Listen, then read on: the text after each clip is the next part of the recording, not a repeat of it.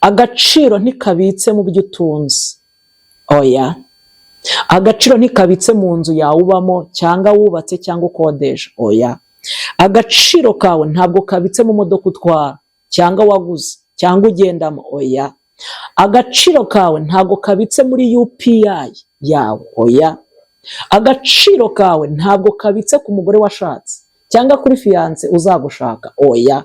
Agaciro k'abana b'Imana ntabwo kabitse mu bana wabyaye, oya. Agaciro n'ubwiza bw'Imana. Ntabwo uzabona ibyiza by'Imana usenga utabanje kugeragezwa, ntibishoboka. Iparani ni ahantu unyuzwa ariko ari transit, ari urugendo, ari transit. Uri muri travel, uri mu rugendo rukujyana mu masezerano.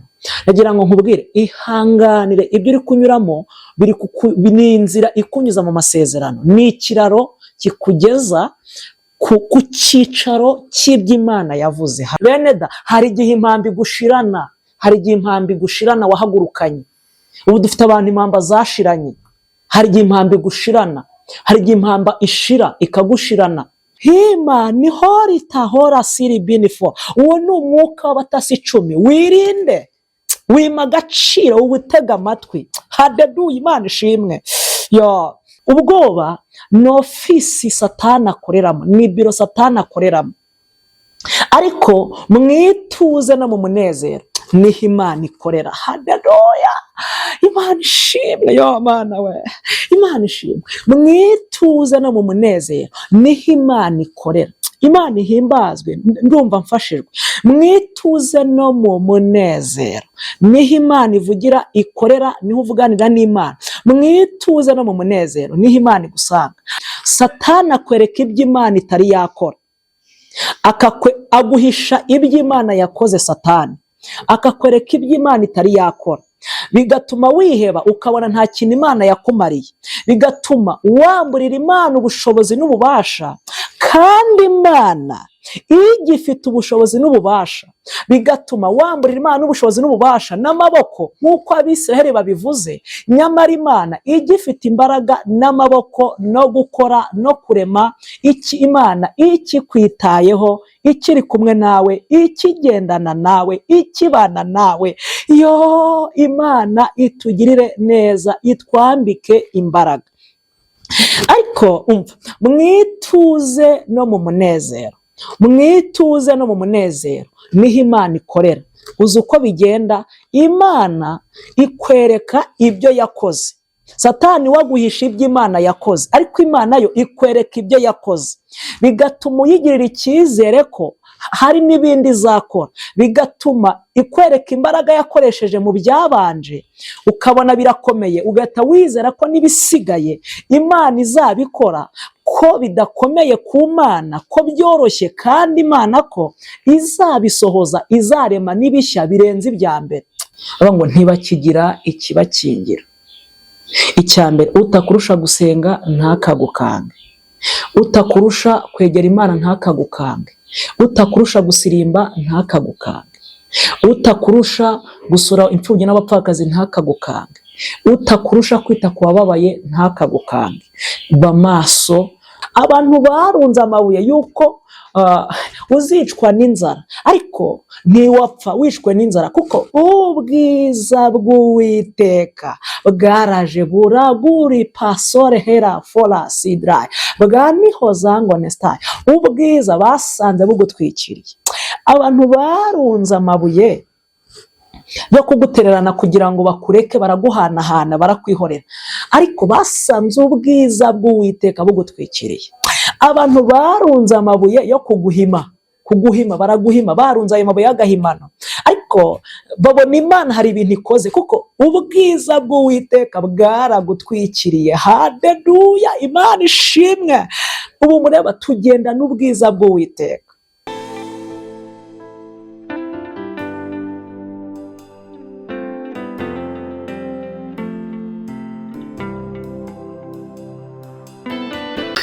Yesu ashimwe cyane. Hanyuma turabasuhuje mu izina ry'Umwami wacu Yesu Kristo. Mahoro y'Imana nabane namwe, kandi turabakunda cyane. muri Kristo Yesu, n'urukundo rw'abana b'Imana tubakunda, ko n'itegeko gukundana, tugakunda bene data, uko Imana ari urukundo, natwe dusaba gukundana. Bibiliya yaravuze ngo kurwanya uruhande mubane n'abantu bose amahoro, kurwanya uruhande mubane n'abantu bose amahoro. Turabakunda cyane rero. Hanyuma iyi ni ya channel yanyu mukunda cyane kandi mukunda gukurikira cyane ndetse mugasangiza n'abandi. Hanyuma reka dusenge mbere y'ibindi byose, mbere y'izindi gahunda zose, munyemere dusenge. Mana data wa twese, Imana yo kwizerwa, Imana yo kwiringirwa, Imana rurema, Imana ishoboye byose, Imana iriho kandi izahoraho iteka. Turagushimiye kubw'uyu mwanya w'agaciro gakomeye ko tugarutse mu ijambo ryawe kugira ngo uvugane natwe, ugire ibintu ukora, ugire ibintu uhindura, ugire ibintu urema. Imana ishimwe, Imana ihabwe icyubahiro kandi ubishimirwe ko kiduhaye guhumeka umwuka w'abazima. Natwe tuzahagarara neza, tuzaba abanyamumaro. Natwe Mwami twagusezeranije kugukorera, nibyo n'ubu tugiye gukora mu ijambo ryawe. Ubihimbarizwe, ube mu ruhande rwacu, ube hafi yacu, ube bugufi bwacu, mu izina rya Kristo Yesu w'i Nazareti, amen. Imana ibaha umugisha kandi Imana ikomeze kubitaho no kubarengera. Mwakoze cyane kuba mudukurikira, kenshi turabashimiye, yaba ari mu Rwanda, yaba ari muri Afurika, yaba ari muri Aziya, yaba ari muri Amerika, yaba ari i Burayi, yaba bari muri Australia. Muhabwe umugisha n'Imana. Imana ibiteho kandi Imana ibuzurize, Imana ibasure, Imana iganze muri mwe, Imana ibe hafi yanyu. Iyi ni ya channel yanyu mukunda cyane kandi inyuraho ijambo ry'Imana n'indirimbo n'ubuhamya. Imana iduhana umugisha. Hanyuma amazina yanjye ni yayandi, ni Muhodari Vedaste, Muhodari Vedaste. Ntuze kwibagirwa ukanda subscribe, ni ijambo riri mu ibara ritukura munsi y'iyi video. Abatabizi uhakande subscribe munsi y'iyi video, ukore share cyangwa se gusangiza abandi, ukore na comment. Dukomeze kubana, nta kindi kiguzi, nta yindi nyungu, ni kugira ngo twamamaze ubwami bw'Imana, twagura ubwami bw'Imana. Imana iduhana umugisha, wowe utuba hafi, wowe utuba bugufi, wowe uduha ibitekerezo, wowe uduha inama, ndetse na nimero yanjye iriho aho ngaho iriho. Rero Imana iduhana umugisha. Wowe wifuza ko twasengana, wifuza ko twaganira, ko twahugurana, karibu. Ndetse kandi unanditse ku yindi miyoboro migari dukoresha, yaba TikTok, yaba Instagram, yaba Facebook, ukandikamo Muhodari Vedaste. Twabana hariho utuvideo dutoya, hari indirimbo z'Imana n'izindi nyigisho. Imana iduhana umugisha, Imana iduhaze ibyiza kandi itunezeze. Reka dusome ijambo ry'Imana, reka dusome Bibiliya, ijambo ry'Imana, hanyuma twumve icyo Imana ivugana natwe. Igitabo cya mbere cya kane cya Mose cyitwa Kubara. Igitabo cya kane cya Mose cyitwa Kubara. Igice ni cya 14, igice ni cya 14, umurongo wa 8, wa 9 n'uwa 10. Igitabo cya kane cya Mose cyitwa Kubara, igice cya 14, umurongo wa 8, umurongo wa 9, umurongo wa 10. 8 haravuze ngo niba Uwiteka atwishimira, azatujyana muri icyo gihugu akiduhe, kandi ari igihugu cy'amata n'ubuki. 9, icyakora ntimugomere Uwiteka kandi ntimutinye bene icyo gihugu, tuzabarya nk'imitsima, ntibagifite ikibakingira, kandi Uwiteka ari mu ruhande rwacu.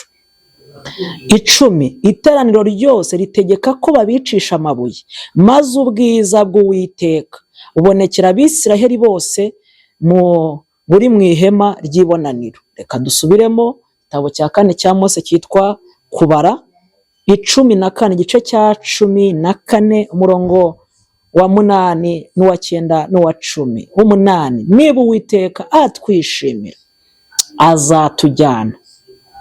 azatujyana muri icyo gihugu akiduhe, kandi ari igihugu cy'amata n'ubuki. Icyakora ntimugomere Uwiteka kandi ntimutinye bene icyo gihugu, tuzabarya nk'imitsima. Ntibagifite ikibakingira, kandi Uwiteka ari mu ruhande rwacu. Icumi, iteraniro ryose ritegeka ko babicisha amabuye, maze ubwiza bw'Uwiteka bubonekera Abisiraheli bose buri mu ihema ry'ibonaniro. Mwakire neza ijambo ry'Imana. Reka twongereho dusomye isezerano rya kera, reka dushyireho n'isezerano rishya. Ubutumwa bwiza uko bwanditswe na Yohana, igice cya 11 umurongo wa 40. Ubutumwa bwiza uko bwanditswe na Yohana, igice cya 11 umurongo wa 40. Haravuze ngo Yesu arababwira ati, sinakubwiye nti niwizera uri bubone ubwiza bw'Imana? Ubutumwa bwiza uko bwanditswe na Yohana, igice cya 11 umurongo wa 40. Yesu arababwira ati, sinakubwiye nti niwizera uri bubone ubwiza bw'Imana?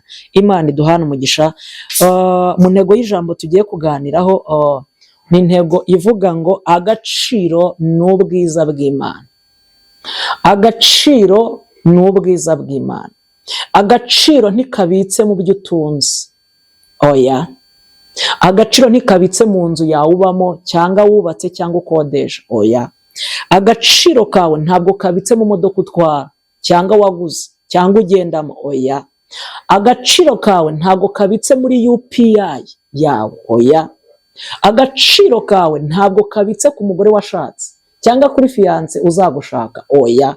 Agaciro k'abana b'Imana ntabwo kabitse mu bana wabyaye, oya. Agaciro n'ubwiza bw'Imana. Agaciro ku bizera, ku bana b'Imana, ku basenga, ku bakorera Imana, n'ubwiza bw'Imana. Haleluya! Reka nkumvishe ukuntu agaciro ari ubwiza bw'Imana. Ntabwo ushobora gutambuka ngo ufate UPI uyishyireho umugozi ngo uyigendane ikuze inyuma. Ntabwo ushobora gufata diporome yawe ngo uyishyireho umugozi uyigendane ahantu hose ugiye, oya. Ntabwo ushobora gufata ubutaka, inzu, ngo ushyireho umugozi ukurure bikugenda inyuma, oya.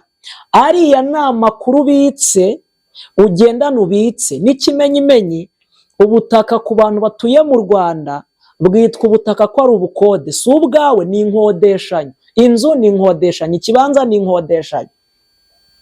Bivuze ngo wenda siko bimeze mu bindi bihugu, ndavuga urugero nko mu Rwanda.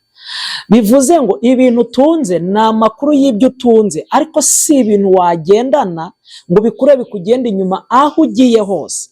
Ariko agaciro k'ubwiza bw'Imana turakagendana aho tugiye hose, turagahorana. Haleluya! Turakagendana. Ni umutungo ngendanwa, ni umutungo wimukanwa, ubwiza bw'Imana. Haleluya! Imana ishimwe. Agaciro k'ubwiza bw'Imana turakagendana, turagahorana, tubana nako, tugendana nako. Imana yacu ishimwe. Imana ihabwa icyubahiro. Imana niyo kwizerwa. Imana niyo kubahwa. Imana ihabwa icyubahiro n'impundu ko yaduhaye agaciro gakomeye n'ubwiza bw'Imana. Imana iduhana umugisha. Imana ishimwe.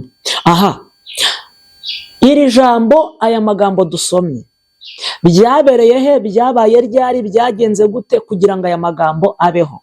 Icya mbere, ni igihe Abisiraheli bari mu butayu bw'Iparani. Bari mu butayu bw'Iparani mu karere ka Sinayi. Ni mu majyepfo ya Kanani. Ni hagati ya Misiri ndetse na Isiraheli. Nuvuga ngo Parani, ubu butayu bw'Iparani bwari mu karere ka Sinayi. Ni hafi ya Kanani, hagati ya Misiri ndetse na Isiraheli. Aha, niho bari bakambitse. Nyuma yo kuva ku musozi wa Sinayi, bageze i Parani. Igicu cyangwa se igicu cyabayoboraga cyageze i Parani kirahagarara. kigumaho, gihagaze nabo bahita bahashinga amahema. Nari nsabiye muri iri jambo ngo igicu kikuyobore kandi kijye kiguhagarika ahantu ugomba guhagarara kugira ngo utegerereze isezerano Imana izasohoza kuri wowe. Imana ishimwe, Imana ihabwa icyubahiro. Imana ishimwe. Mana we. Hari abantu nasomye bageze muri 3 babaye mu butayu bw'iparani. Hari abantu nka 3 nasomye babaye mu butayu bw'iparani. Ariko reka mbanze nsobanura iparani. Iparani bisobanura iki? Ubusobanuro bw'iparani muri Isiraheli. Iparani ni hehe? Iparani hasobanura iki mu buryo bw'umwuka? Iparani hasobanura iki mu kirere cy'umwuka? Iparani hasobanura iki ku bantu basenga? Iparani hasobanura iki ku bantu baba mu nzu y'Imana? Iparani hasobanura iki ku bantu babana n'Imana, ku bantu baza aho Imana iri n'aho ikorera? Icyambere, iparani naho kugeragerezwa no gupima kwizera ufite.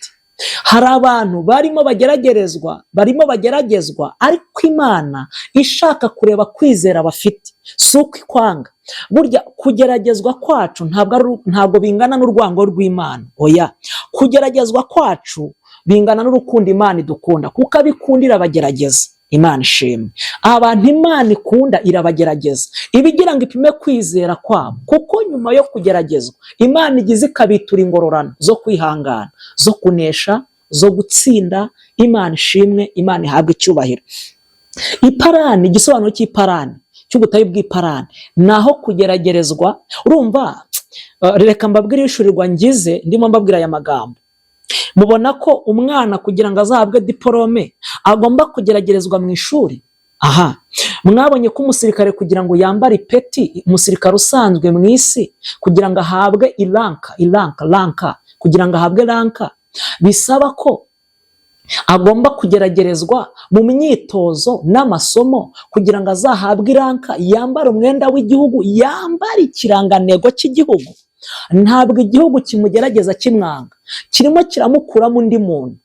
Ntabwo igihugu kimwanga kugira ngo kimunyuze mu ikosi azambara ikirangantego cy'igihugu, yambara idarapo ry'igihugu. Oya, arimo arageragerezwa iparani y'igihugu gisanzwe kugira ngo azambare umwenda w'igihugu n'idarapo ry'igihugu. Kubizera tugeragerezwa mu ntambara, mu bigeragezo, mu bibazo, mu makuba, mu byago, mu gupfusha. Imana igira ngo izarebe kwizera kwawe uko kungana, igipimo cyo kwizera, kwihangana kwawe uko kungana. Imana ishimwe, ihabwa icyubahiro. Igisobanuro cya kabiri cy'iparani, naho umuntu anyura mu bigeragezo mbere yo kugera ku masezerano. Bavandi, ntabwo uzabona ibyiza by'Imana usenga utabanje kugeragezwa, ntibishoboka. Iparani ni ahantu unyuzwa, ariko ari taranziti, ari urugendo, ari taranziti. Uri muri travel, uri mu rugendo rukujyana mu masezerano. Nagira ngo nkubwire, ihanganire ibyo uri kunyuramo, ni inzira ikunyuza mu masezerano. Ni ikiraro kikugeza ku cyicaro cy'iby'Imana yavuze. Haleluya. Ni ikiraro, ni inzira, ni uburyo Imana irimo itegura bwaho izakwicaza, kuko ntabwo Imana ishobora kuguha icyubahiro utarasuzuguwe. No, uri buze kubanza kunyura mu gisuzuguriro uzagere mu cyubahiro. Ntabwo Imana ishobora kukugaburira utabanje kuba wakwicwa n'inzara.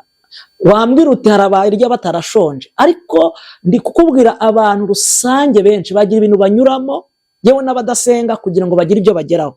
Uzaganire n'abantu bakomeye ku isi, batunze amafaranga, abayobozi n'abategeka. Abenshi, si bose, ariko abenshi baba baranyuze iparani, mu butayu bw'iparani. Igisobanuro cya gatatu cy'ubutayu bw'iparani, aho Imana yigishiriza kandi igahana ubwoko bwayo. Aha ni igihe umuntu yakoze ibyaha agakora ibizira, Imana ikababara, ijya imusubiza iparani. Cyane ku bantu Imana itabara bakibagirwa, bagasubira inyuma, bakibagirwa ineza y'Imana, ariyo yabivuze, yabigambiriye, yabikoze, yarabakuye kure ikabageza ahantu heza. Iyo Imana ibona baraguye umurengwe, baratewe n'umurengwe, baribagiwe iyo bavuye, bituma Imana ibasubiza iparani, mu butayu bw'iparani, kugira ngo bazagarure ubwenge ku gihe, bibuke amaboko yabakuye aho bavuye, bibuke Imana yabakijije, yabarokoye, kugira ngo ibigarurire, yongere ibibutse imbaraga no gukomera kwayo. Bisaba ko Imana ibanyuza mu butayu bw'iparani. Imana itugire neza. Imana ishimwe, Imana ihabwa icyubahiro. Yego, Imana ishimwe. Ibigize ubutayu bwa Parani, ibintu bigize ubutayu bwa Parani nagerageje gushakisha, gusomaho. Icyambere, ubutayu bw'iparani burangwa n'imisozi. Kugira ngo mbibutse ko iyo umuntu ari mu butayu, ku muntu usenga, aba azengurutswe n'imisozi. Iyo tuvuze imisozi, akenshi ni intambara zikugarije n'ibibazo. Icya kabiri, iparani harangwa n'amabuye, amabuye y'agaciro. Imana ishimwe. Kubera ko Imana izi ko ushobora kugwa mu butayu bw'iparani, igutegurira amabuye yo kugendaho, yo guhagararaho mu bunyereri, ukayakandagiraho, ukagenda, ugatambuka, kugira ngo utazagwa mu butayu bw'iparani. Ikiharangwa n'amabuye y'umugenzi agomba gukandagiraho mu butayu, agomba kugenderaho, kugira ngo hatagira ibimusitaza bimugusha. Imana itugire neza kandi twambike imbaraga. Icya gatatu, ni amasoko y'amazi. Kubera ko nta mazi abayo, kenshi iyo uri mu butayu, Imana ntishobora kukwima amazi yo kunywera mu butayu, mu gihe ariyo irimo ihakugeragereza, mu gihe ariyo yahakunyuje kugira ngo izakugeze ku masezerano. Ntishobora kukwima amasoko yo kunyweraho uri Parani, mu butayu bw'iparani. Iyo uri mu butayu bw'iparani, Imana yagushyizemo, Imana ibasha kuguha amasoko yo kunyweraho. Imana ishimwe, Imana ihabwe icyubahiro. Icya kane, ni ubushyuhe bwinshi bukabije.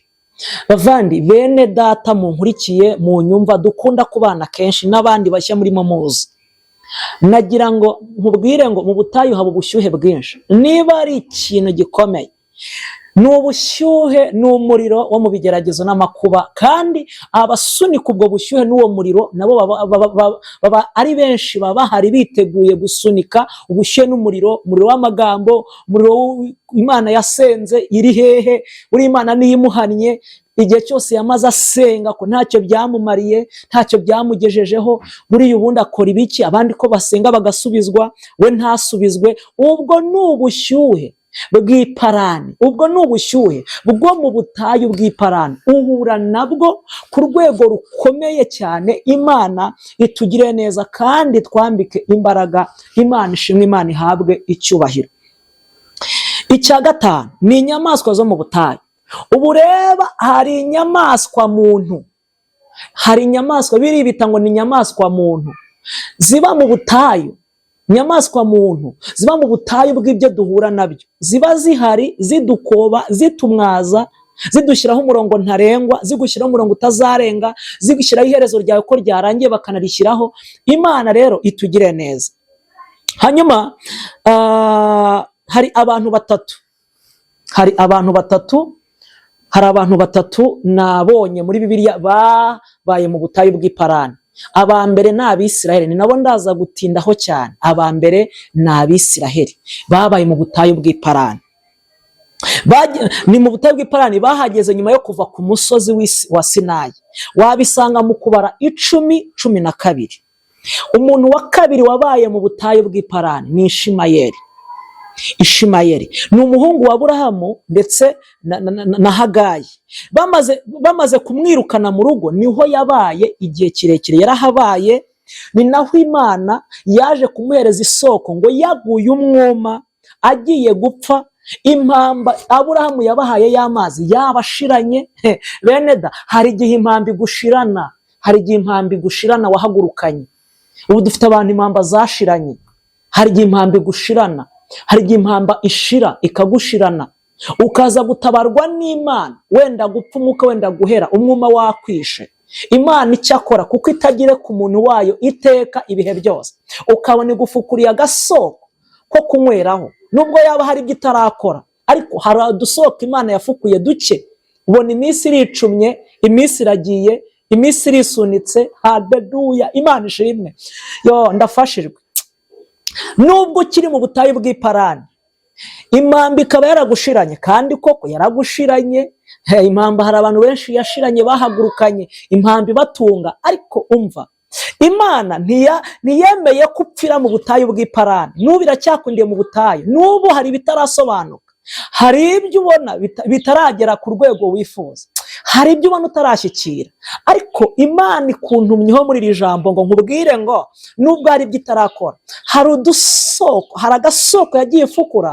Ubona iminsi iricumye, nubwo hari ibyo itarasohoza, hari agasoko Imana igifukura mu gihe wari upfuye impamba yashize. Imana igitugoboka.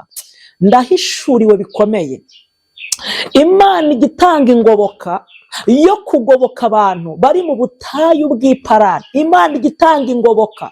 Haleluya. Imana igini hori pasi heli wahalazi wiri draya before nesta imini hosangone sanse. Imana igitanga ingoboka umuntu ukiri mu butayu bw'iparani mu gihe agitegereje kujya mu masezerano, mu gihe akigeragezwa n'Imana, agisuzumwa n'Imana kwizera kwe. Imana ntijya imureka ngo imujugunye, ijya ahubwo imuha ingoboka yitwa isoko, udusoko two kunyweraho kugira ngo ukomeze urugendo. Aha rero Ishimayeli bari bamwirukanye kwa Aburahamu ageze mu butayu bw'iparani. Hanyuma aho ngaho niho yenda gupfa, yaboneye ubwiza bw'Imana, imuha isoko yo kunyweraho, imuha utuzi impamba yashize. Imana ishimwe. Imana ihabwa icyubahiro. Hanyuma uwa gatatu wabaye mu butayu bw'iparani ni Dawidi. Urugendo rwa Ishimayeli warusanga mu Itangiriro 21:21. Uwa gatatu wabaye mu butayu bw'iparani ni Dawidi. Dawidi yahabaye nyuma y'urupfu rwa Samweli, mu gihe yari ahunze umwami Sawuli. Dawidi nyuma y'urupfu rwa Samweli yaje guhunga Sawuli, ahungira mu butayu bw'iparani. Bivuze iki? Wabisanga mu gitabo cya mbere cya Samweli 25 uhereye ku murongo wa mbere. Bivuze ngo iparani ni n'ahantu Imana ishobora kuguhungishiriza. Ndafashijwe. Umva, hari igihe Imana ikubika mu kibazo, ariko hari n'ibindi bibazo ikurinze. Reka nsubiremo. Hari igihe Imana ikubika mu kibazo, ariko hari n'ibindi bibazo ikurinze. Hari igihe Imana ikubika mu bigeragezo, ariko hari n'ibindi bigeragezo Imana ikurinze. Imana ishimwe. Ukibwira ko ikugiriye nabi kandi guhisha ibindi bibazo biremereye kuruta ibyo uhuye nabyo. Hari igihe Imana iguhisha mu butayu bw'iparani ikurinze urupfu rwo kwicwa na Sawuli. Ndafashijwe. Ubu hari abantu Imana yagiye ihisha mu butayu bw'iparani, bakabona barya dukeya bigoranye, kumbi ibarinze kugirirwa nabi na Sawuli akabica. Ibarinze urupfu, ibarinze byinshi byabazanira urupfu, ibarinze impongano zabaza kubagira nabi, ibarinze ibyabahitana. Kumbi hari igihe Imana iguhisha mu butayu bw'iparani. Hari igihe Imana iguhisha mu butayu bw'iparani bwitwa ubushomeri. Kumbi ikurinze kujya mu kazi gitaraganya cyangwa vuba, bakagufunga ukazagwa muri gereza, bakagushyiraho ibyaha na dosiye. Kumbi Imana ikubitse mu butayu bw'iparani, ariko igira ngo igukize urupfu rwa Sawuli. Imana iduhana umugisha. Haleluya. Ndafashijwe. Imana ishimwe. Imana ishimwe. Imana ihimbazwe. Mana we. Hanyuma uduce duhana imbibi n'ubutayu bwa Parani ni ubutayu bwa Sinayi, buhana imbibi n'ubutayu bw'iparani. Ubutayu bw'i Kadeshi buhana imbibi n'ubutayu bw'iparani. Ubutayu bw'i Negebu cyangwa Negebu buhana imbibi n'ubutayu bw'iparani.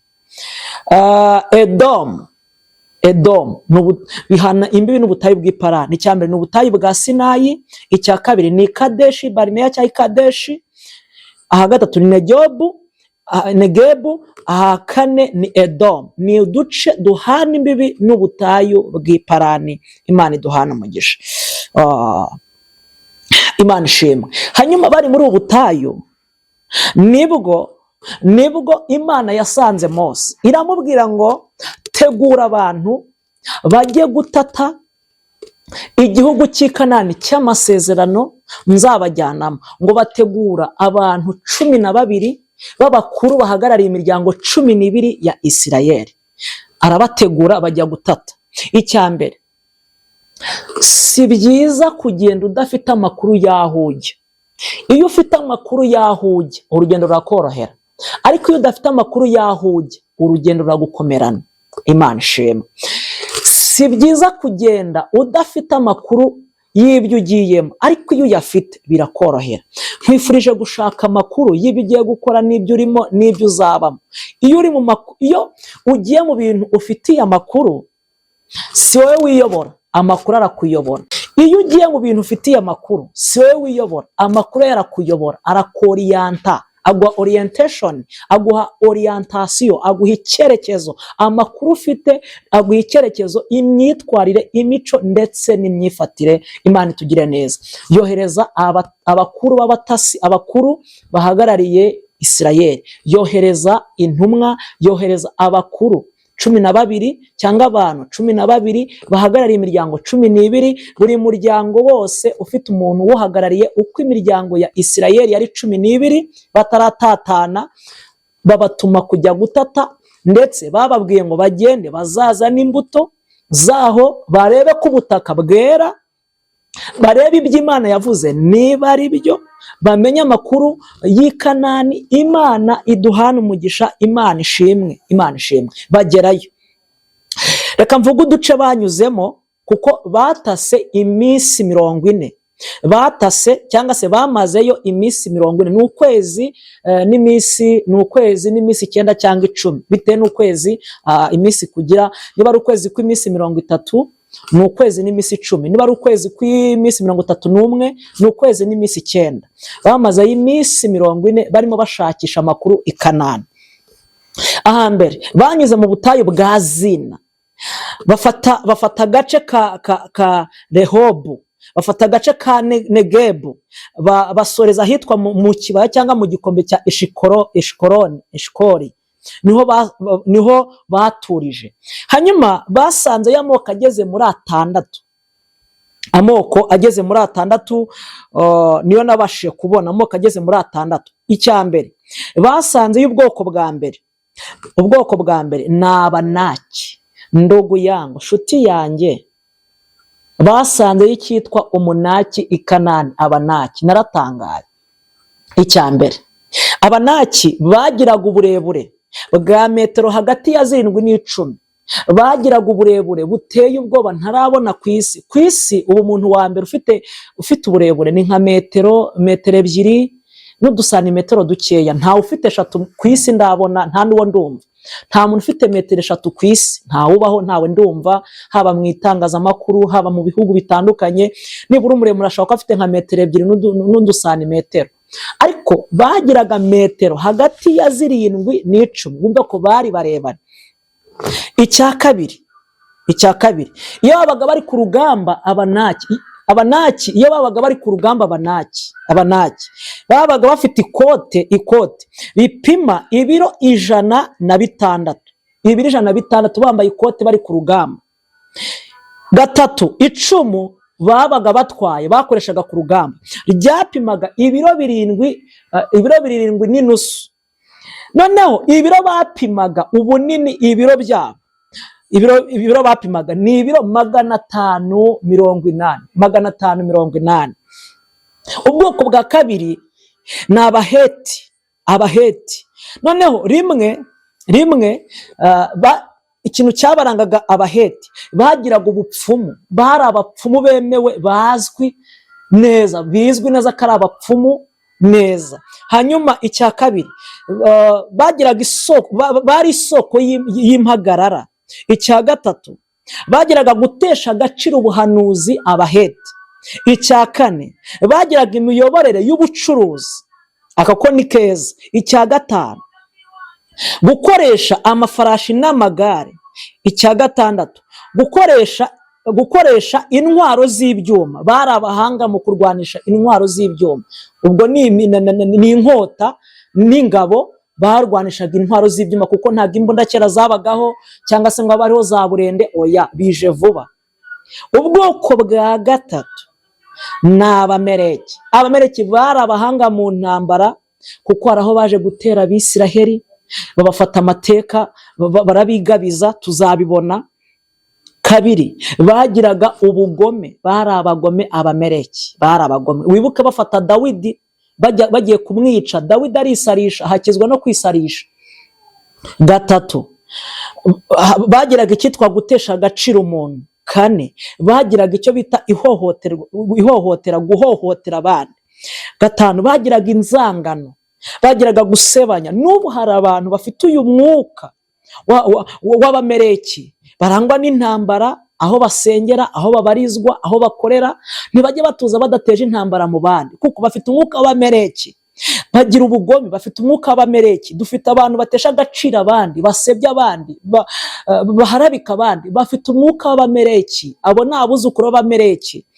Dufite abantu bahohotera abandi, uwo ni umwuka w'Abameleki. Dufite abantu bahura n'inzangano zo mu mitima, batababarira, bagira inzika, bashaka kwitura n'abo abandi babagiriye. Uwo ni umwuka w'Abameleki abantu bafite. Gusebanya ni umwuka w'Abameleki. Ubwoko bwa kane ni Abayebusi, bari i Kanani. Bo ni ibintu nka bibiri bavugaho cyane, si byinshi. Icya mbere ni imigenzo bagiraga ya gipagani, bagiraga imigenzo. Icya kabiri, gusenga ibigirwamana, bagiraga gusenga ibigirwamana. Ubwoko bwa gatanu ni Abamori. Icya mbere, barangwaga no gusenga ibigirwamana. Hari abantu bagifite umwuka w'Abamori wo gusenga ibintu bitari Imana, wo gusenga ibintu kuruta gusenga Imana, wo gushaka kwegera ibintu kuruta kwegera Imana, wo kurwanirira ibintu ngo babigereho kuruta kurwanirira gushaka Imana. Nta yindi mpamvu, bafite umwuka w'Abameleki. Ubwoko bwa kabiri, barangwaga na ruswa. Dufite abitwa ko basenga benshi cyangwa baba mu nsengero, ariko bafite umwuka w'Abamori wo gutanga ruswa, gutanga bitugu mu kwaha, gutanga kugira umuntu agira icyo abona, agira icyo aronka, agira icyo ageraho, agire icyo ashyikira. Niba afatiwe mu ikosa agahita yitabaza icyo gutanga n'icyo kurekura. Abatinya ibihano, abiba, batanga ruswa kugira ngo babagabanyirize ibihano by'imisoro n'ibindi nk'ibyo bitandukanye. Kubera bafite umwuka w'Abameleki. Imana ibarindiye umwuka w'Abameleki mu izina rya Kristo Yesu. Gatatu, bagiraga uburebure bukomeye, nabo babaga barebare. Kane, bagiraga igisirikare gikomeye. Gatanu, bakoraga imyitozo ngororamubiri. Nibo bantu bashobora kuba baranazanye siporo yo kugabanya ibiro. Ntabwo ari we wa mbere uzanye sagashya, uzanye kuba wabyukira muri siporo, ariko ni igitangaza. Hari n'ababyukira muri siporo, hari umunsi w'amateraniro gusenga ntibasenge, bakajya muri siporo. Kandi simbi ntabwo ari bibi, ariko wakagize umwanya wo gusenga no gukora siporo, kuko siporo irakenewe. Imyitozo ngororamubiri irakenewe mu buzima bwa buri munsi, ariko ni byiza kubikora mu gihe cyabyo. Si bibi kubikora, ni byiza mu gihe cyabyo, ukabikora mu mwanya wabyo, ukagira umwanya wo gusenga n'umwanya wa siporo, ni byiza. Ariko igihe ufashe umwanya w'imyitozo ngororamubiri ukawuvangamo n'umwanya wo gusenga, cyangwa bigasimbura umwanya wo gusenga, ufite umwuka w'ibigirwamana w'aya moko, ufite umwuka w'ibigirwamana kuko deja imyitozo yamaze kuba nk'ikigirwamana, kuko bisimbuye Imana. Aho yagushakaga ntirakubona, aho yari gukeneye ntiri bukubone, kuko bibaye nk'ikigirwamana cya siporo, cy'imyitozo ngororamubiri. Ariko yikore mu gihe cya nyacyo, mu gihe cyiza, ni byiza kurushaho. Ikindi cya gatandatu cyabarangaga n'ubusambanyi. N'ubu dufite umwuka w'Abamori b'abasambanyi b'ubwoko butandukanye, mu magambo, mu buryo butandukanye, mu mirebere, mu mikorere, mu myambarire. Ubusambanyi burimo ibyiciro byinshi bitandukanye. Imana iturinde uyu mwuka w'Abamori. Ni bwari ubwoko bwa gatanu bwabaga i Kanani, bwabaga i Kanani. Imana itugire neza. Ubwoko bwa gatandatu ni Abanyakanani nyirizina. Noneho basengaga ibigirwamana, bagiraga igisirikare gikomeye, imico mibi, urugomo, imiyoboro y'ubucuruzi. Bari aba businessman, ari abacuruzi bakomeye banazwi. Imana itugire neza, Imana itwambike imbaraga. Bagiye gutata, bagiye gutata Abisiraheli ngo bagezeyo baragarutse, ariko bazana amakuru y'incamugongo. Bazana amakuru aca intege iteraniro ry'Abisiraheli. Bazanye amakuru atari meza, atubaka, asenya. Imana itugire neza. Aya makuru bazanye ngo bahise bitotombera Imana, bitotombeye Mose na Aroni. Ndimo soma aya magambo, umwuka yansuye aramishurira, arambwira ngo kirazira kwitotombera umuntu w'Imana, kirazira kwitotombera umwana w'Imana, kirazira kwitotombera uw'Imana yahamagaye, uw'Imana yatoranije, uw'Imana yazanye, uw'Imana yimikishije amavuta. Kirazira kumwitotombera, kuko iyo umwitotombeye uba wikururiye ibyago n'umujinya w'Imana iyamutoranije, iyamuhamagaye. Ihita ibabara, kuko ntihababara ubikoreye, hababara iyamuhamagaye. Ntihababara ubivuzeho, hababara Imana yamushyize muri izo nshingano. Imana ngo irababara kuko batatse Mose, bakamutera amagambo, bakamucyurira, bakamubwira ngo watujyaniraga iki muri ubu butayu, twagiye kumara y'iki? Ngo bararakara, baramwataka, baramwanjama. Ngo Imana irababara, bituma Imana igambira kuba yahita ibica, ikabica mu butayu, ariko Mose aritambika. Indi ngaruka ya kabiri, ngo byabaviriyemo kuzazenguruka imyaka 40. Natangaye. Ubundi uvuye mu Egiputa ugana i Kanani ni urugendo rutarenze ibyumweru 2, ni iminsi 14 uvuye mu Egiputa ugana i Kanani. Ariko kubera kwitotombera mu butayu, Imana yise ishyiraho igihano cy'iminsi irayongera, ivamo imyaka 40. Urugendo rwari gutwara ibyumweru 2, iminsi 14. Urugendo rwari gutwara ibyumweru 2, iminsi 14, ruvuyemo imyaka 40. Kubera iki? Kubera kwitotomba.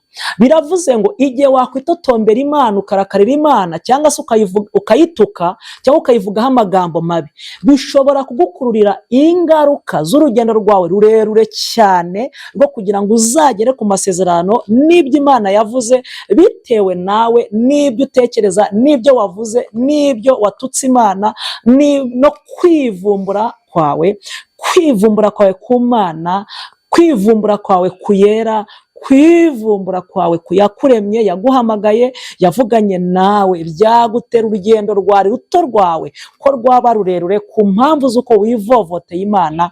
Imana itugire neza. Ngo barababaye, bazana amakuru y'incamugongo, baza buzuye ubwoba. Icya mbere cyabateye ubwoba ngo ni inkike zari zizengurutse i Kanani, ngo zari inkike ndende zizengurutse i Kanani. Baravuga bati inkiki twabonye yo zikandi zazengurutse, nta hantu twazinyura twese Abisiraheli, mutuze, ntabwo bizaba ibyo Imana yavuze, ntaho twanyura.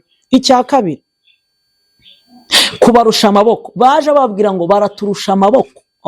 Mana we, ubundi umuntu utubaha Imana abona amaboko amusumiriye, ariko ntabona amaboko amukiza. Reka nsubiremo, umuntu wacitse intege, wasubiye inyuma, abona amaboko y'ibimwatatse, ntabona amaboko y'ibimukiza. Umuntu wihebye abona amaboko amwica, ntabona amaboko amukiza. Ariko nubwo hari amaboko, hari ibikurusha amaboko, hari n'Imana ibirusha amaboko. Nubwo hari ibyo bifite ubushobozi, bifite amaboko yo kukwica, hari n'Imana igukiza. Haleluya! Imana ishimwe. Hari n'Imana igukiza. Imana ihabwa icyubahiro. Icya gatatu, bari barebare cyane. Icya kane, ni banini cyane. Icya gatanu cyabateye ubwoba, nuko ngo bibonye nk'inzige. Bababonye nk'inzige, na ba nyir'ubwite bibona nk'inzige. Imana itugire neza. Hanyuma ngo barababara cyane, bararakara. Ariko nakunze abahungu 2 cyangwa abagabo 2 ngiye kubabwira. Uwo ninde? Ni Yosuwa mwene Nuni na Kalebu mwene Yefune. Imana ishimwe. Yosuwa mwene Nuni na Kalebu mwene Yefune. Imana ishimwe. Ngo Kalebu yahise ashishimura imyenda ye. Batatse Abisiraheli, Abisiraheli batatse Mose na Aroni. Ngo babatatse, bababwira amagambo mabi, ibihosho, amagambo y'urucanege yo kubasebya, yo gusebanya. Yo mana we, ngo Kalebu yahise ashishimura imyenda ye imbere y'Abisiraheli, n'iteraniro ryose ry'Abisiraheli. Gushishimura imyenda ni iki mu muco wa Isiraheli? Byasobanuraga iki? Icya mbere, ni ikimenyetso gikomeye cy'agahinda cyangwa umubabaro. Gushishimura imyenda kwa Kalebu, kwa Yosuwa, byagaragazaga agahinda n'umubabaro bagize, kuko batesheje Imana agaciro kandi gafite, kuko bambuye Imana ububasha kandi bufite, kuko bambuye Imana ubushobozi kandi bugwije, kuko bambuye Imana amaboko kandi iyo afite.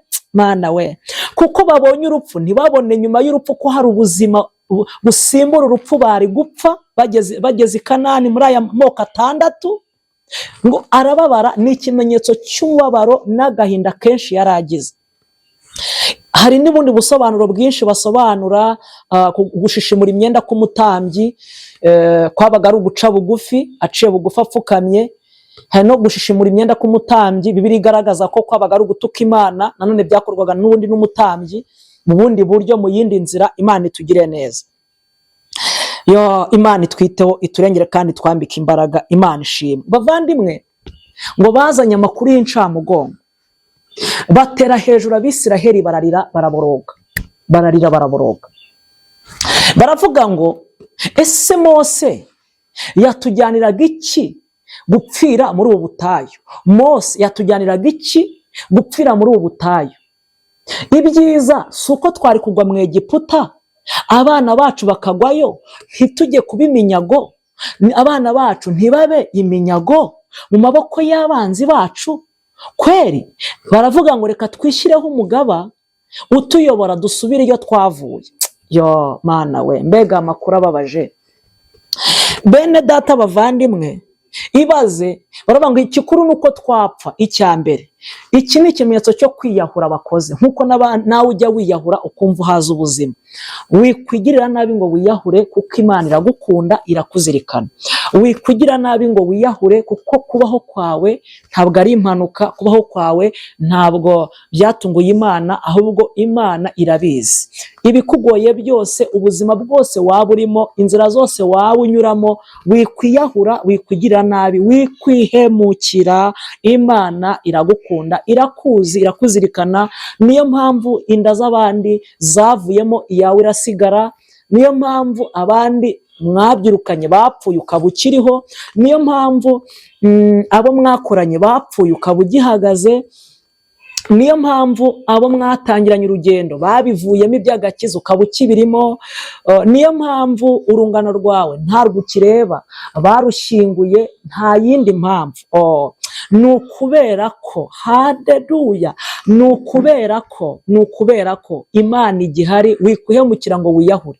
Bo bahita biyahura, bishyira mu irimbi, barishyingura, bikorera ikiriyo, bishyiraho n'umusaraba.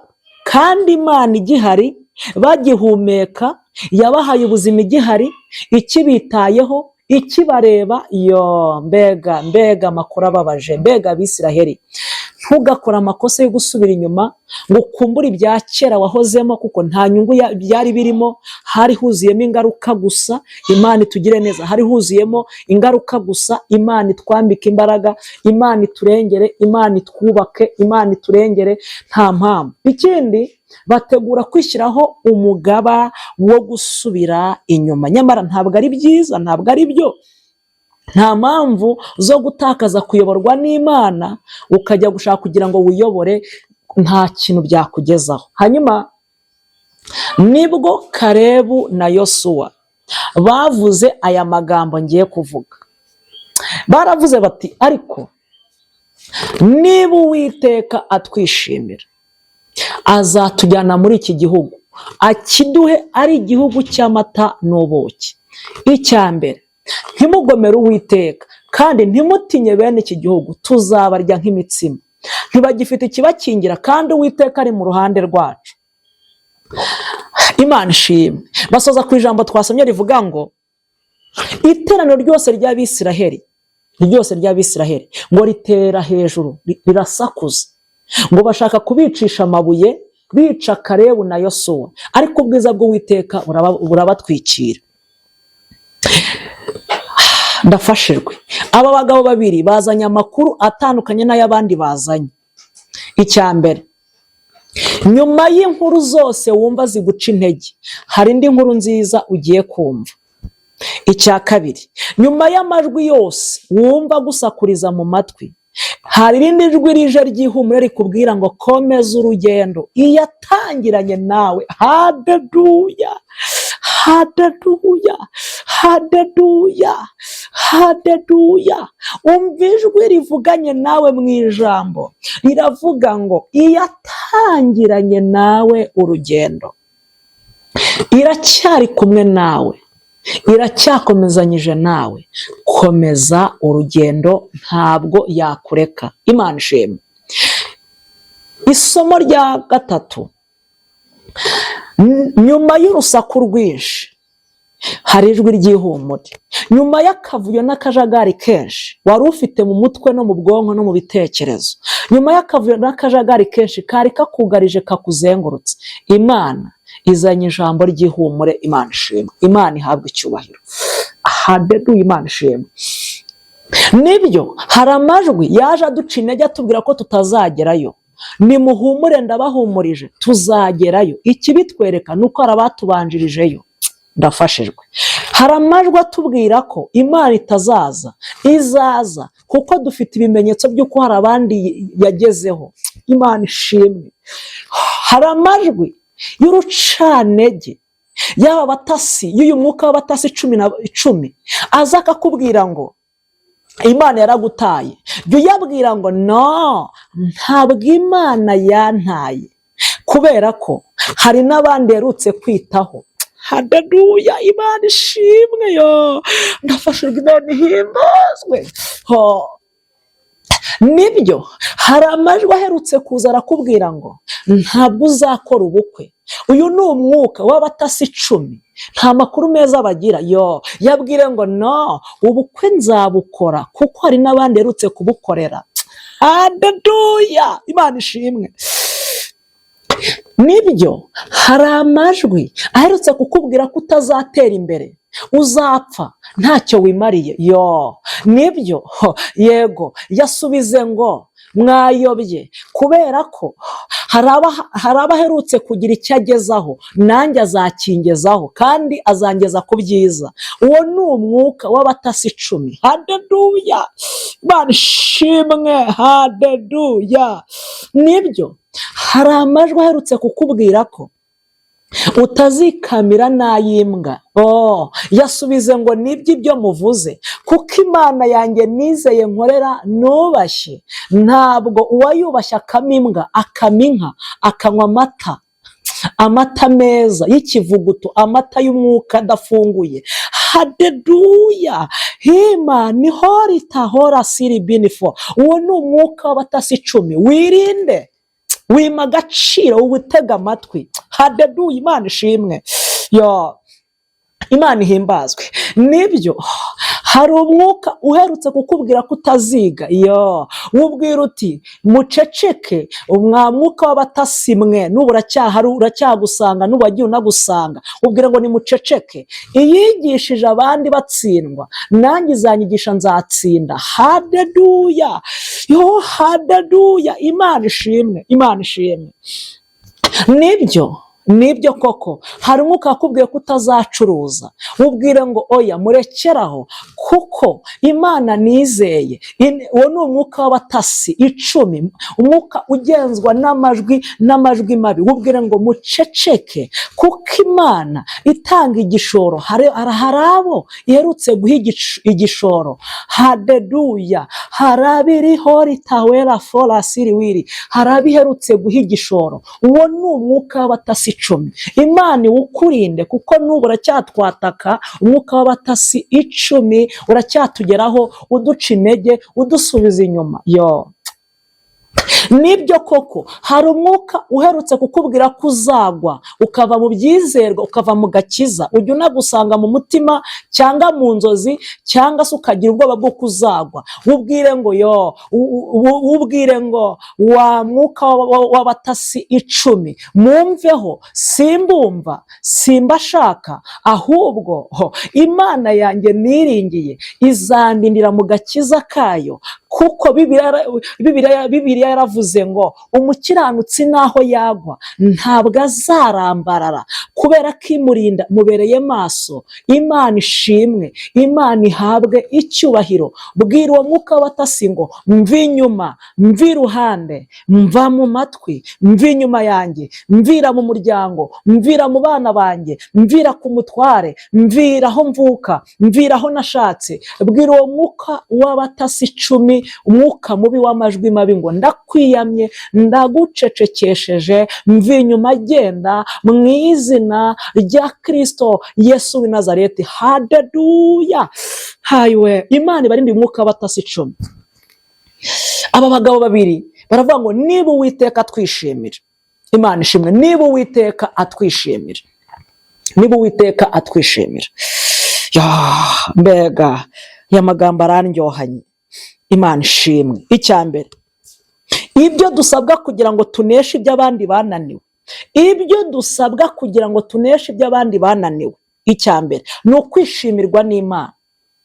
Icyambere ni ukwishimirwa n'Imana, kuba Imana ikureba ikakunezererwa ikakwishimira, kwishimirwa n'Imana. Icya kabiri, kutagomera Imana, kudakora ibyo Imana idashaka, kutagomera Imana. Icya gatatu, kudatinya ibiri imbere yacu, kutagira ubwoba bw'ibiri imbere. Imana itugire neza. Kalebu na Yosuwa baravuze ngo niba Uwiteka atwishimira, haleluya, niba Uwiteka, haleluya, Imana ishimwe, niba Uwiteka, niba uri hera siri before dry, niba Uwiteka atwishimira azatujyana. Icyambere, iyo Kristo akwishimira, mu bintu bya mbere agukorera arakujyana, kandi aho akujyana ni heza, ntabwo ari habi, akujyana heza. Aho akujyana haruta aho wari uri, akujyana heza. Imana ishimwe. Iyo Kristo akwishimira arakujyana, agukura mu bantu akagushyira ahandi, agukura mu babi akagushyira mu bantu bazima, agukura mu kirere kibi akagushyira mu kirere cyiza, agukura mu cyerekezo kibi akagushyira mu cyerekezo kizima. Azatujyana niba Uwiteka twishimira, azatujyana. Icya kabiri akora, aguha igihugu. Reka mbabwire, Kristo azaduha igihugu, Kristo azaduhereza igihugu. Muhumure, Kristo azatugeza mu bwami, muhumure, Kristo azaduhereza igihugu. Haleluya, haleluya. Kristo azaduha igihugu, azaduha amasezerano, azaduha Kanani, azaduha icyo yavuganye natwe, azaduha icyo yagambiriye. Imana ishimwe. Aguhereza igihugu, ngo azaduha icyo gihugu kandi ari cy'amata n'ubuki. Iyo Bibiliya ivuze ngo ni igihugu cy'amata n'ubuki, kenshi Bibiliya ivugira mu migani, kenshi ikoresha imigani. Niyo mpamvu iyo umuntu ari nko mu Rwanda, ari i Kigali, hanyuma akaza kurota umujyi nk'uwo muri Amerika, ni urugero, icyo gihe aratubwira ngo nahishuriwe, ngo narose, ngo neretswe, cyangwa nahishuriwe, biterwa n'uko buri wese abyita, cyangwa nabonekewe, nabonye umujyi mwiza udasanzwe. Kumbi ntabwo ari ijuru yabonye nyirizina, ahubwo yamweretse umujyi wo muri Amerika, yamweretse umujyi utandukanye n'aho ari n'aho abarizwa, kugira ngo imwereke ko izamuha ibirenze iby'ahari, izamuha iby'agaciro birenze iby'ahari, izamuha umugisha urenze uw'ahari. Ni nk'ikigereranyo. Niyo mpamvu Bibiliya bivuze ngo ni igihugu cy'amata n'ubuki. Isomo rya kabiri, mbibutse ko niba ari ikintu mu buzima gikundwa cyane, ni amata n'ubuki, binakoreshwa kenshi.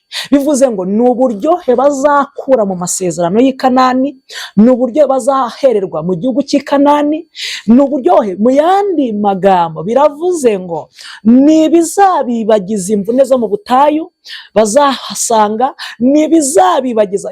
Ndafashijwe. Iyo ugeze i Kanani, Imana ikwibagiza umuruho wahuye nawo wo mu butayu, Imana ikwibagiza umubabaro wahuye nawo uri mu butayu, Imana iguhoza amarira waririye mu butayu.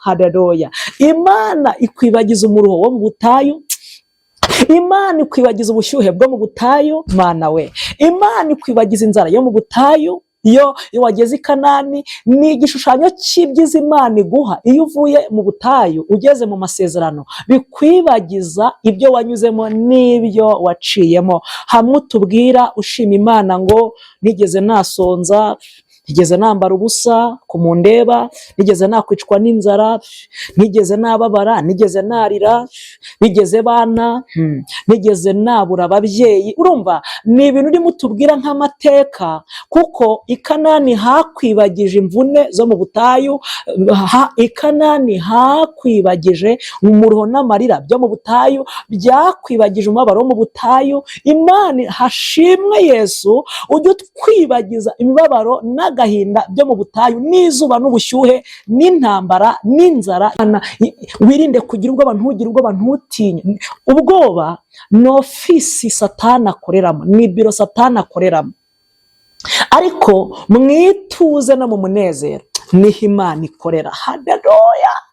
Imana ishimwe. Mana we, Imana ishimwe. Mwituze no mu munezero niho Imana ikorera. Imana ihimbazwe. Ndumva mfashijwe. Mwituze no mu munezero niho Imana ivugira, ikorera, niho uvuganira n'Imana. Mwituze no mu munezero niho Imana igusanga. Ariko mu bwoba niho Satani akorera, ni ofisi ya Satani. Kuko iri mu bwoba, muri ofisi ya Satani y'ubwoba yitwa ubwoba, wayigezemo, Satani akwereka ibyo Imana itari yakora, aguhisha ibyo Imana yakoze. Satani akakwereka ibyo Imana itari yakora, bigatuma wiheba, ukabona nta kintu Imana yakumariye, bigatuma wamburira Imana ubushobozi n'ububasha. Kandi Imana igifite ubushobozi n'ububasha, bigatuma wamburira Imana ubushobozi n'ububasha n'amaboko, nk'uko Abisiraheli babivuze. Nyamara Imana igifite imbaraga n'amaboko no gukora no kurema. Imana ikikwitayeho, ikiri kumwe nawe, ikigendana nawe, ikibana nawe. Imana itugirire neza, itwambike imbaraga. Ariko umva, mwituze no mu munezero, mwituze no mu munezero niho Imana ikorera. Uzi uko bigenda? Imana ikwereka ibyo yakoze.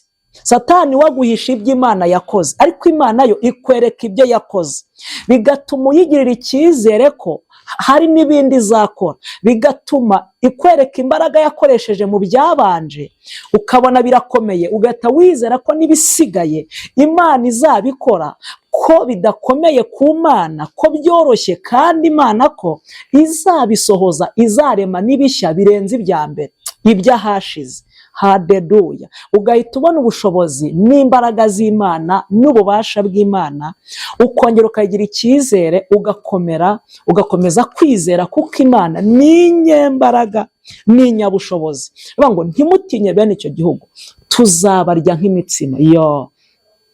Hari amabwiriza nk'atatu yo kurya ubugari. Ubundi hari abahanga, hari uduce tuzwi mu Rwanda abantu bakunda ubugari, si ngombwa kuvuga utwo duce kuri kamera, ariko bakunda ubugari cyane. Ariko bakubwira ko ubugari ngo buryoshwa n'isosi. Ikindi, hari amategeko atatu, amahame atatu yo kurya ubugari. Kirazira kujya gukata ubugari ukajyana inzara, ukata nyine mu kinyabupfura cyiza. Kabiri, kirazira kurisha ubugari ifoke cyangwa se ikanya cyangwa se ifurusheti. Kirazira, ntabwo byemewe mu mategeko y'ubugari. Icya gatatu, kirazira kurya ubugari ukanjakanja, nubwo hari ababikora. Kirazira kurya ubugari ukanjakanja. Ubugari, ibwiriza ryo kurya ubugari uramira. Irya kane uramira. None kuki bavuze ngo tuzabarya nk'imitsima? Iyo umushyitsi yagusuye uhita uvuga uti mukore ka gatsima. Ni indyo yoroha kuyitegura. Gutegura ubugari biroroha cyane kuruta ibindi bitekwa.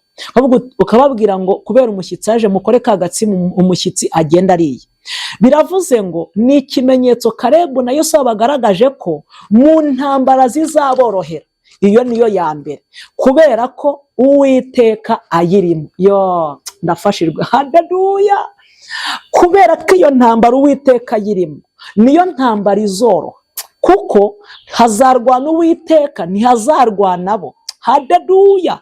Mu ntambara yawe shyira Uwiteka imbere, si wowe uzarwana, hazarwana Uwiteka. Haleluya! Mu ntambara zawe izoroha, Imana iri kumwe nawe. Mu ntambara ufite izoroha, Kristo wamuhaye ikaze ukamutumira akabana nawe mu ntambara. Ariko nurwana intambara uri wenyine uzatsindwa, uzananirwa, izaba ndende. Ariko nurwana intambara Imana irimo izaba ngufiya, kandi uzayitsinda kandi uyineshe. Imana ishimwe, haleluya! Imana ihimbazwe. Hanyuma baravuga ngo tuzabarya nk'imitsima. Ni ikimenyetso cy'uko intambara igiye koroha kuko Uwiteka ahari. Icya gatatu, baravuga ngo ntabwo bagira ikibakingira. Yo, ariko se umuntu udasenga agutera ubwoba, umurozi ngo uramwimutse agutera ubwoba, ntabwo umurozi umwimuka, wowe urasenga imbaraga zikubamo zikamwimura. Imana itugire neza. Ubu abantu bagutera ubwoba, Imana wize atari nyabwoba, urumva udasebya Imana. Imana itwambike imbaraga. Rero muvandimwe, mwene data, wowe unkurikiranye, Imana ivuganya natwe muri iri jambo ibintu byinshi bikomeye. Avuga ngo ntibakigira ikibakingira.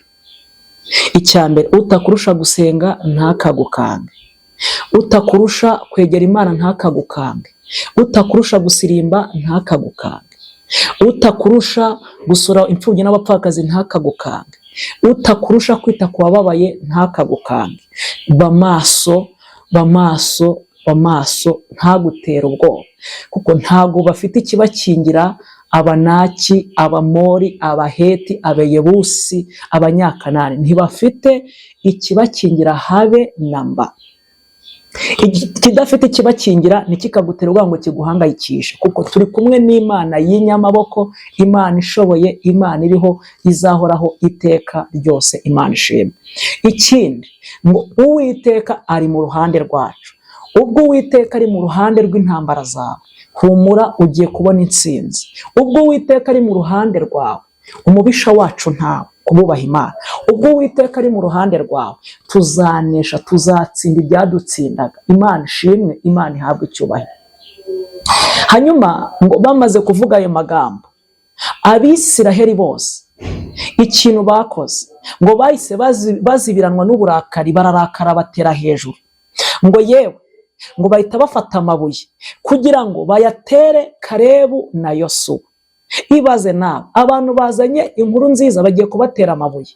Mwibutse ko inkuru mbi ziba nyinshi, ariko inkuru nziza iza gake kandi mu gihe ikenewe. Reka nsubiremo.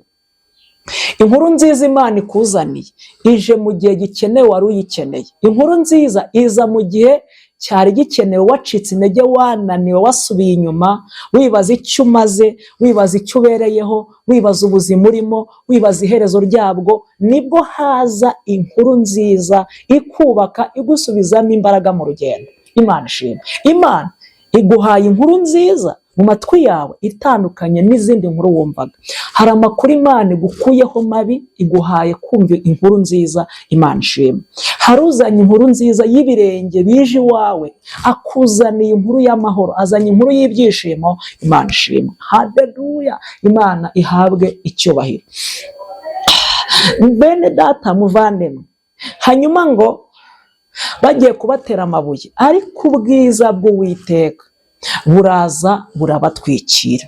Ariko ubwiza bw'Uwiteka buraza burabatwikira. Munkurikire, ndashaka gutinda ku ijambo ryitwa ubwiza. Ubutumwa bwiza uko bwanditswe na Yohana 11:40. Yesu arababwira ngo mbese sinababwiye ngo nimwizera murabona ubwiza bw'Imana? Uyu ni mushiki wa Lazaro. Bibiliya ivuze yari marizwa nuko Lazaro yapfuye, yari marizwa nuko Lazaro yapfuye kandi Yesu ahingutse yaramaze gupfa. Ariko kuko Yesu ari ubwiza, kuko Yesu azanye ubwiza busimbura urupfu rwa Lazaro, azanye ubwiza bwitwa ubuzima. Kubera ko Kristo azanye ubwiza bwitwa ubuzima, niyo mpamvu undi we ntaramenya ko ubwiza bwaje bwitwa ubuzima, ariko Yesu azanye ubwiza bwitwa ubuzima. Ngo bagiye kubatera amabuye aba Bisiraheli, ubwiza bw'Uwiteka burabatwikira. Mana we, reka mbabwire, ubu mureba abantu barunze amabuye y'amagambo ngo bayagutere, ariko impamvu atakwishe ni ubwiza bw'Uwiteka bwagutwikiriye. Abantu barunze amagambo y'inzangano, ariko impamvu ataguhitanye ubwiza bw'Uwiteka bwaragutwikiriye. Mana we, abantu barunze amagambo y'akagambane, ariko impamvu kataguhitanye ubwiza bw'Uwiteka bwarahabaye buragukiza. Imana ishimwe. Abantu barunze amabuye yitwa ishyari, ariko ubwiza bw'Uwiteka bwaragutwikiriye. Imana ishimwe. Abantu barunze amagambo y'inzangano muri karitsiye aho utuye n'aho ukorera, ariko ayo mabuye barayarunze. Abantu bazi kuyarunda amabuye, ariko bagiye kuyagutera ntiyagufata, kuko yasanze ubwiza bw'Uwiteka, aleluya, buri kumwe nawe. Imahori difodraya. Imana ishimwe. Abantu barunze amabuye baritambika, barayajugunya y'indwara. Abantu barunze amabuye y'uburozi, ariko ntibyaguhitana, kuko bwasanze utwikiriwe n'ubwiza bw'Uwiteka. Aleluya. Abantu barunze amabuye yuko uzicwa n'inzara, ariko ntiwapfa wishwe n'inzara, kuko ubwiza bw'Uwiteka bwaraje buraguri pasore hera fora sidrai bwanihoza ngo nestai. Ubwiza basanze bugutwikiriye.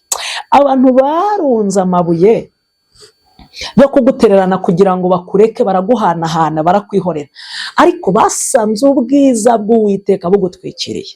Abantu barunze amabuye yo kuguhima, baraguhima, barunze ayo mabuye y'agahimano, ariko babona Imana hari ibintu ikoze, kuko ubwiza bw'Uwiteka bwaragutwikiriye. Haleluya. Imana ishimwe.